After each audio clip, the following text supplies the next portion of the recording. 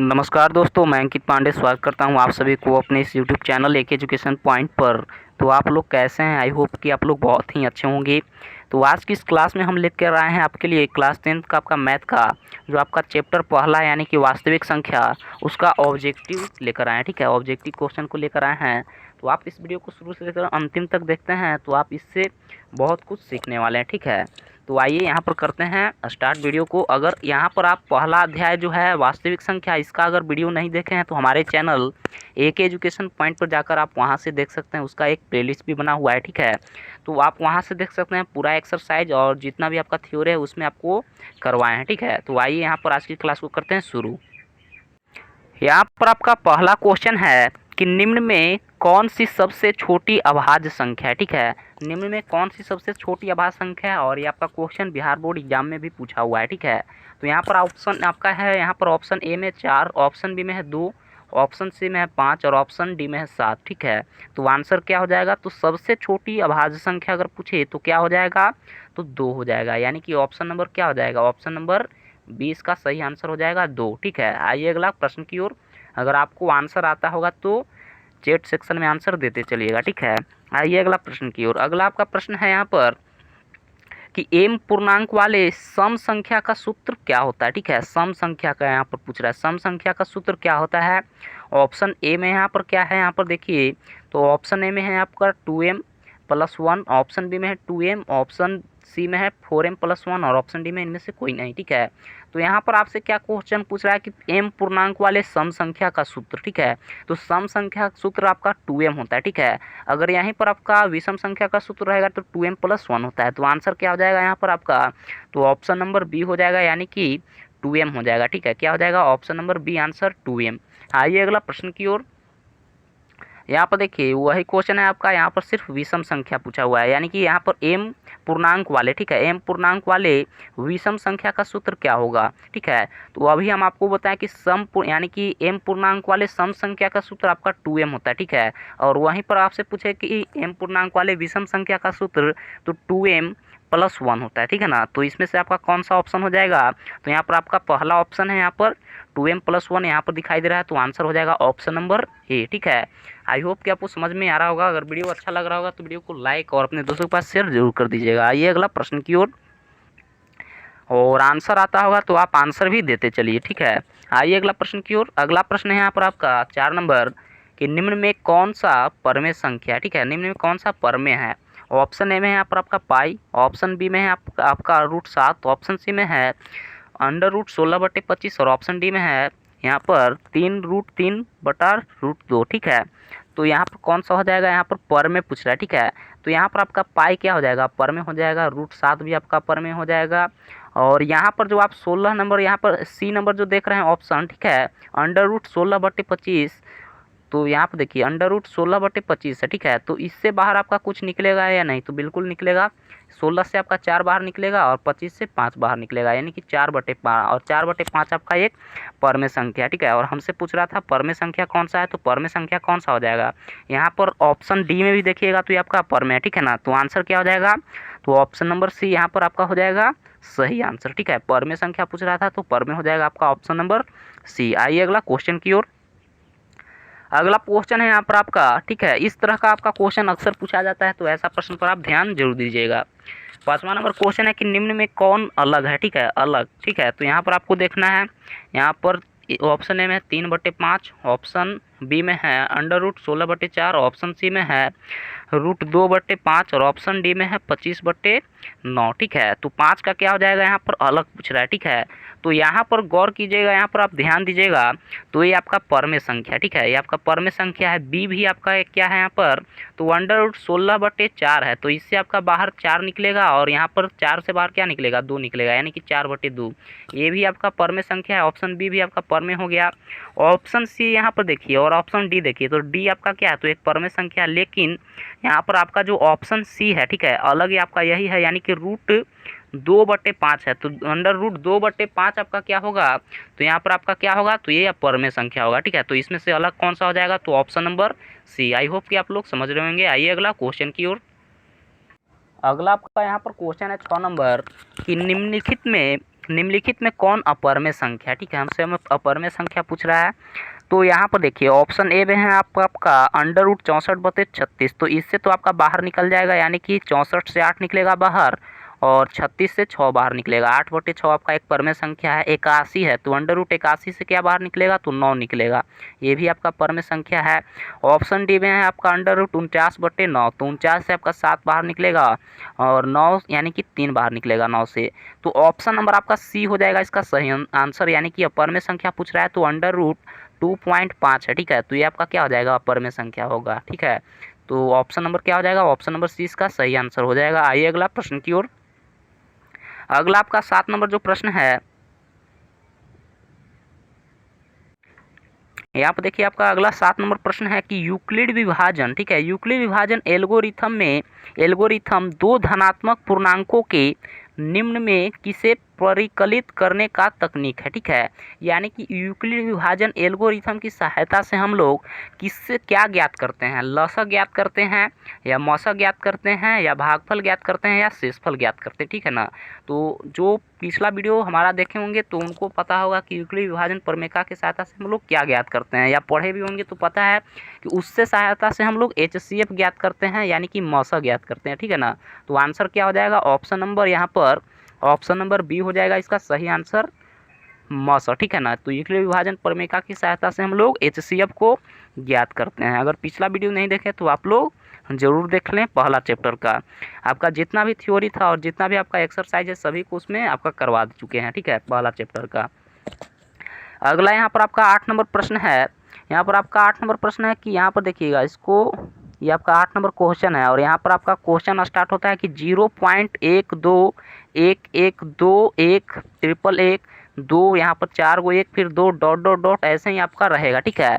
बोलता है कि है एक, ये क्या है आपका, परमेय संख्या है या परमेय संख्या है या पूर्णांक संख्या है या इनमें से कोई नहीं, ठीक है।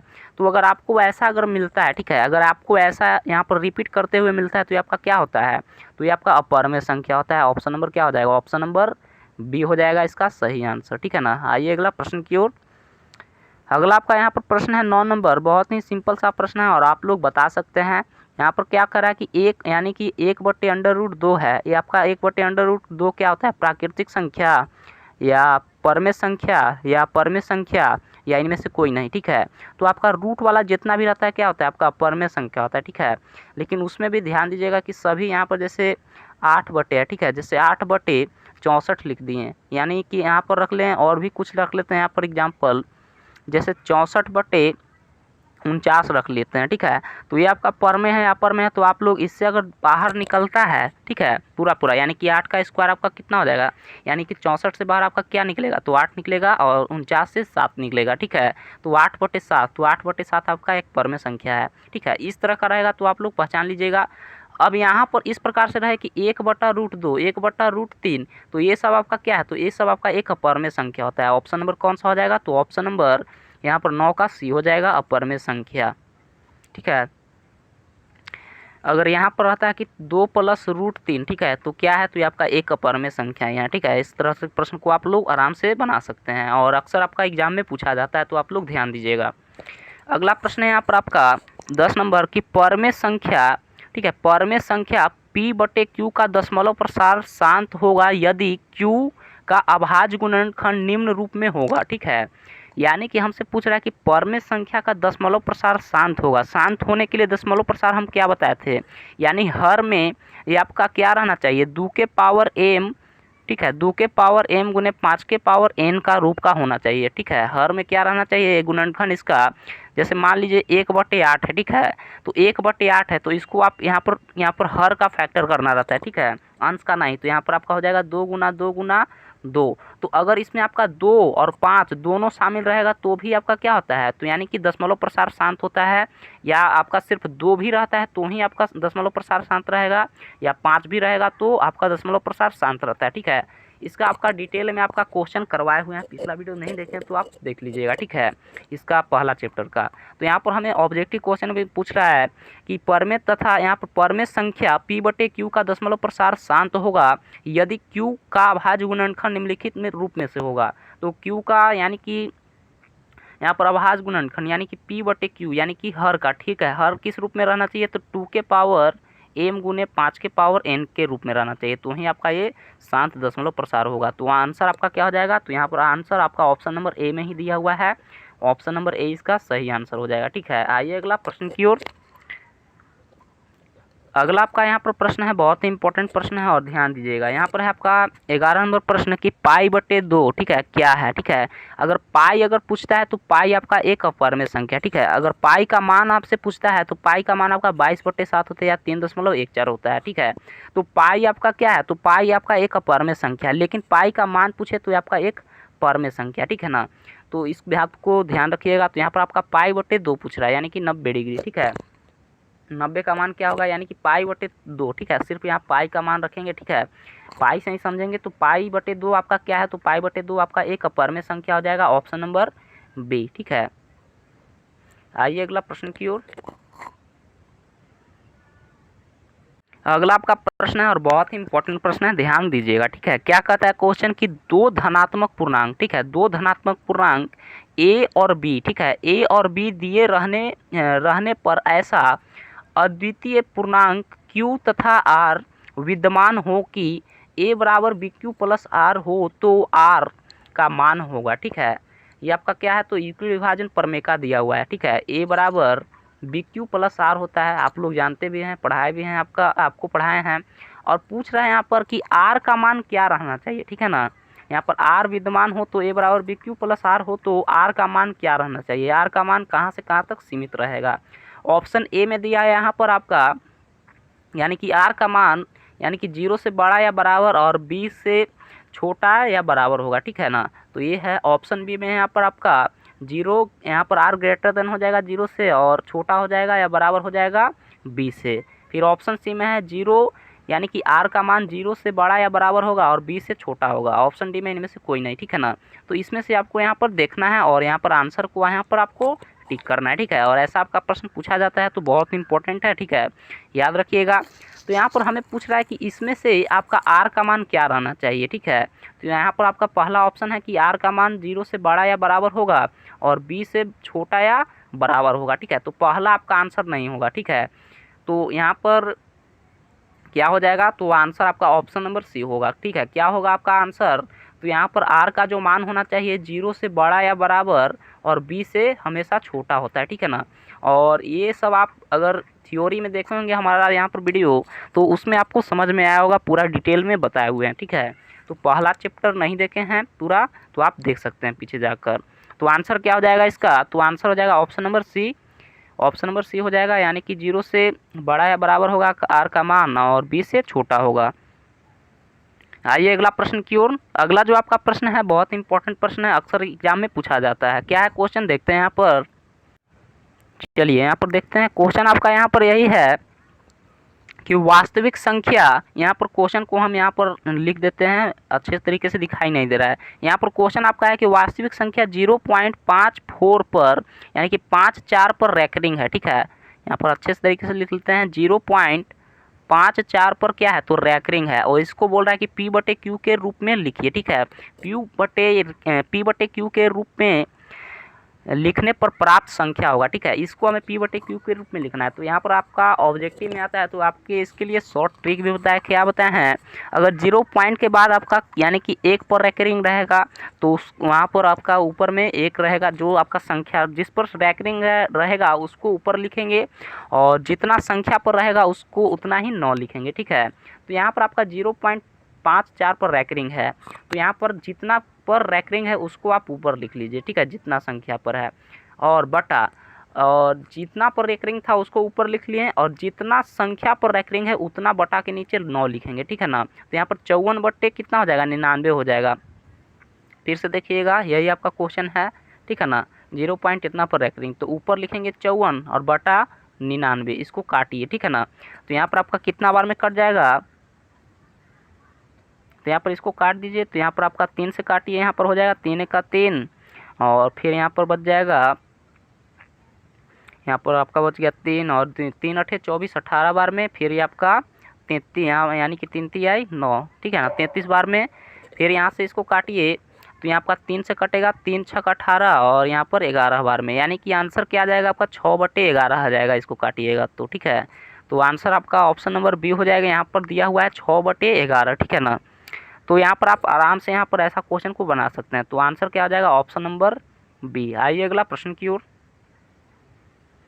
अगला जो यहाँ पर आपका प्रश्न है बहुत इंपॉर्टेंट, ये भी क्वेश्चन है और ऐसा एग्जाम में आपका आता है क्वेश्चन और पूछा हुआ भी है एग्जाम में आपका, ठीक है। देखिएगा तो देखिए क्वेश्चन क्या कहता है कि यदि एलसीएम, ठीक है, कितना कितना का 26 और 91 का 182 है, ठीक है, दिया हुआ है, तो एचसीएफ इतना इतना का मान होगा, ठीक है ना। मन नहीं होगा, यहाँ पर मान हो जाएगा, ठीक है ना, गलती से यहाँ पर टाइप हो गया है, मान होगा।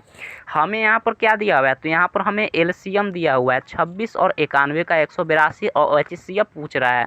तो यहाँ पर हमें पहली संख्या दूसरी संख्या भी ज्ञात होना चाहिए। तो पहली संख्या तो यहाँ पर आपको दिया हुआ है, यानी कि ए का मान दिया हुआ है 26 और बी का मान दिया हुआ है 91 और एलसीएम भी दिया हुआ है, यानी कि एलसीएम भी दिया हुआ है कितना, तो एलसीएम यहाँ पर आपको 182 दिया हुआ है, ठीक है। एचसीएफ हमसे पूछ रहा है, ठीक है। तो यहाँ पर क्या हो जाएगा फॉर्मूला, तो यहाँ पर आपका हो जाएगा ए गुना बी बराबर एलसीएम गुना एचसीएफ, ठीक है। इसी फॉर्मूला पर इसको बैठा लीजिए। तो पहली संख्या और दूसरी संख्या आपका क्या हो गया, यानी कि पहली संख्या 26 हो गया और दूसरी संख्या आपका 91 हो गया, है ना, बराबर एलसीएम दिया हुआ है, कितना दिया हुआ है, इतना इतना का 182, तो 182 लिखेंगे गुना एचसीएफ ज्ञात करना है, तो एचसीएफ को यहाँ पर लिख लेंगे। कोई दिक्कत यहाँ तक आपको नहीं होगा। 91 बार में यहाँ पर आपका 2 बार में कट जाएगा 182, 91 दूना का 182 हो जाएगा, ठीक है। गुना करके देख लीजिएगा, फिर 2 से यहाँ पर कैंसिल कीजिएगा तो ये आपका 13 बार में कट जाएगा, यानी कि एचसीएफ बराबर आपका क्या आ गया यहाँ पर, एचसीएफ बराबर यहाँ पर आपका आ गया 13, ठीक है ना। तो ऑप्शन दिया हुआ है यहाँ पर आपका, देखिएगा तो ऑप्शन क्या दिया हुआ है यहाँ पर आपका 13, ठीक है। फिर से एक बार यहाँ पर आपको बताते हैं, पहली संख्या गुने दूसरी संख्या, तो पहली संख्या हो गया आपका 26 और दूसरी संख्या हो गया 91, तो लिख दिए एलसीएम गुने एचसीएफ, तो एलसीएम आपको 182 दिया हुआ है, एचसीएफ नहीं दिया हुआ था, तो एचसीएफ को यहाँ पर लिख दिए, कोई दिक्कत नहीं होगा। अब इसको काटिएगा तो ये आपका 2 बार में कटेगा, फिर ये 2 से आप यहाँ पर 26 को काटिएगा तो 13 बार में कटेगा, तो एचसीएफ क्या हो जाएगा, एचसीएफ बराबर 13 आ जाएगा आंसर, ठीक है ना। तो आंसर क्या हो जाएगा ऑप्शन नंबर ए हो जाएगा 13, ठीक है। आइए अगला प्रश्न की ओर। यहाँ पर आपका अगला प्रश्न है कि निम्नलिखित में कौन अभाज्य संख्या, ठीक है, आपको अभाज्य संख्या पहचानना है, ठीक है। तो आप लोग याद भी किए होंगे कि 2 3 ये सब है, ठीक है ना, डॉट डॉट डॉट। तो यही आपको पहचानना है यहाँ पर कि निम्नलिखित में कौन सी अभाज्य संख्या है, 8 होगा या 9 होगा या 11 हो गए या 15 होगा, ठीक है ना। तो अभाज्य संख्या क्या कहता है कि आपका 2 से अधिक गुणनखंड नहीं होता है जिसका, ठीक है, जिसका 2 से अधिक गुणनखंड ना हो उसको क्या कहेंगे, अभाज्य संख्या कहेंगे। यानी कि एक या और अपने आप से ही कटे, ठीक है, एक और अपने आप से कटे। तो ये आपका 8 को तोड़िएगा तो आपका 2 गुना 2 गुना 2 मिलेगा, यानी कि 2 से अधिक गुणनखंड है। 9 को भी कीजिएगा तो 3 गुना 1 लिख सकते हैं, ठीक है ना, कोई दिक्कत नहीं है। 11 को आप 1 गुना 11 लिख सकते हैं। 15 को 3 गुना 5 गुना 1 भी लिख सकते हैं, यानी कि सिर्फ उसका 2 ही गुणनखंड होना चाहिए। तो यहाँ पर आपका क्या हो जाएगा ऑप्शन नंबर सी हो जाएगा, ठीक है, निकाल भी सकते हैं। तो आंसर क्या हो जाएगा ऑप्शन नंबर सी। आइए अगला प्रश्न की ओर। अगला यहाँ पर आपका 16 नंबर प्रश्न है कि 2 धनात्मक पूर्णांक ए और बी और क्यू और आर अद्वितीय पूर्ण संख्याएं हैं, तो इनमें कौन सही है, ठीक है। तो यहाँ पर आपका ए और बी आपका क्या है, तो धनात्मक पूर्णांक है, क्यू और अद्वितीय पूर्ण संख्या है, तो इनमें सही क्या है, ठीक है। तो यहाँ पर आपको कुछ नहीं करना है, यहाँ पर आपका जो यूक्लिड विभाजन एल्गोरिथम होता है उसी के बारे में पूछ रहा है। तो यहाँ पर ऑप्शन ए में है ए बराबर B Q plus R, option C में यहाँ पर बी में है ए बराबर B R plus Q, option यहाँ पर सी में है बी बराबर ए आर प्लस क्यू और ऑप्शन डी में इनमें से कोई नहीं, ठीक है ना। तो यहाँ पर आपका क्या होता है यूक्लिड विभाजन प्रमेय का, तो ए बराबर बी क्यू प्लस आर होता है, ठीक है ना, और आर का जो मान है अभी आपको पिछला क्वेश्चन में बता चुके हैं। तो आंसर आपको कौन सा दिया हुआ है यहाँ पर ऑप्शन में, तो ऑप्शन आपका हो जाएगा ए बराबर B Q plus R, option A में ही दिया हुआ है। तो आंसर ऑप्शन नंबर ए आपका क्या हो जाएगा, सही आंसर हो जाएगा। आई होप कि आपको समझ में आ रहा होगा, ठीक है ना। तो वीडियो को लाइक नहीं किया तो वीडियो को फटाफट से लाइक और अपने दोस्तों के पास शेयर जरूर कर दें, बहुत इंपॉर्टेंट क्वेश्चन है, तो ध्यान दीजिएगा। अभी भी आपको पिछला क्वेश्चन में बताया, यहाँ पर क्वेश्चन पूछ रहा है कि निम्नलिखित में पाई क्या है, ठीक है। तो पाई आपका क्या है, तो एक परमेय संख्या, लेकिन पाई का मान आपका परमेय संख्या होता है, ठीक है। तो आंसर क्या हो जाएगा, ऑप्शन नंबर ए हो जाएगा, ऑप्शन नंबर ए, ठीक है ना। ध्यान रखिएगा इस क्वेश्चन को, बहुत सारे बच्चे गलती भी करते हैं, तो इसको ध्यान रखिएगा। पाई आपका क्या है, तो एक परमेय संख्या है। अगला आपका यहाँ पर आपका 18 नंबर क्वेश्चन है कि किसी प्राकृतिक संख्या n के लिए 6 के पावर n अंक यानी कि 0 पर समाप्त हो सकती है। ये जो आपका क्वेश्चन है पूरा एनसीईआरटी का, ठीक है। एनसीईआरटी से ही आपका डायरेक्ट क्वेश्चन यहाँ पर रखा गया है, और ये क्वेश्चन आपका जो है कि आपका एक्सरसाइज में है, आप वहाँ पर देखिएगा। तो यहाँ पर आपको लॉन्ग में हम पिछला वीडियो में आपका जो पिछला चैप्टर था तो उस क्लास में आपको बताए हैं, ठीक है। यानी कि एन जो संख्या है 0 यानी कि 6 के पावर n 0 पर समाप्त हो सकता है या नहीं हो सकता है, तो ये आपका नहीं होता है, ठीक है ना। ऑप्शन नंबर क्या हो जाएगा, बी हो जाएगा, ठीक है। अगर पूरा वीडियो देखना चाहते हैं तो आप हमारे चैनल एके एजुकेशन पॉइंट पर जाकर उसका एक प्लेलिस्ट बना हुआ है, यानी वास्तविक संख्या से करके, तो उसमें आप खोजिएगा तो ये आपका क्वेश्चन मिल जाएगा, ठीक है। एक्सरसाइज का ही क्वेश्चन है, तो ध्यान दीजिएगा, ठीक है। बुक में भी देखिएगा तो ये आपको क्वेश्चन मिलेगा, ठीक है। तो बहुत इंपॉर्टेंट प्रश्न है, तो इसको ध्यान दीजिएगा कि किसी प्राकृतिक संख्या n के लिए 6 के पावर n अंक 0 पर समाप्त हो यानी कि हो सकती है तो नहीं, ठीक है ना। आइए अगला प्रश्न की ओर।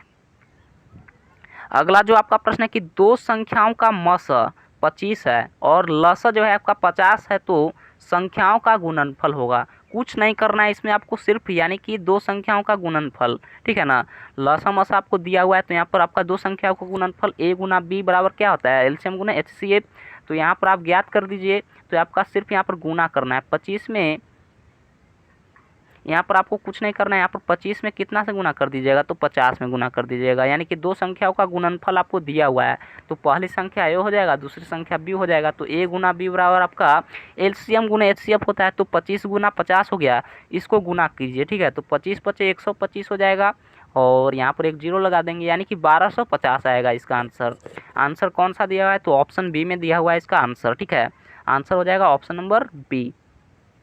आइए अगला प्रश्न की ओर। आपका लास्ट प्रश्न है यहाँ पर 20 नंबर कि यहाँ पर निम्नलिखित में कौन सम संख्या है। बहुत ही सिंपल सा प्रश्न है, तो ये आप कमेंट करके जरूर बताइएगा, ठीक है ना। तो आप लोग पहले बताइए, हम इसको फिर करवाते हैं, ठीक है। कुछ भी नहीं है, क्वेश्चन में दम नहीं है, आप लोग आराम से यहाँ पर बता सकते हैं। सम संख्या बताना है, तो यहाँ पर आपका ऑप्शन है 8, ऑप्शन बी में है 9, ऑप्शन सी में क्या है यहाँ पर आपका, तो ऑप्शन सी में 11, ऑप्शन डी में है यहाँ पर इनमें से कोई नहीं। तो सम संख्या यहाँ पर पूछ रहा है, तो हो जाएगा 8, ठीक है ना। ऑप्शन नंबर ए हो जाएगा इसका सही आंसर, ठीक है। तो यहाँ पर आपको बिल्कुल ही समझ में आया होगा, ठीक है ना। तो वीडियो आपको कैसा लगा, वीडियो अच्छा लगा होगा तो वीडियो को लाइक और शेयर जरूर कर दीजिएगा, और कमेंट करके बताइए कि आप 20 प्रश्न में से मैथ का जो आपका पहला चैप्टर था उसमें आप कितना को सही कर पाए हैं, ठीक है ना। कमेंट करके हमें ज़रूर बताएं आप 20 प्रश्न में से आप कितना को सही कर पाए हैं, और आज की इस वीडियो से आपको क्या सीखने के लिए कुछ मिला हो, तो आप इस वीडियो को लाइक ज़रूर कर दें, और चैनल को पहली बार जुड़े होंगे तो चैनल को सब्सक्राइब भी कर लीजिएगा। मिलते हैं आपको ऐसे ही वीडियो के साथ नेक्स्ट वीडियो में, तब तक के लिए धन्यवाद।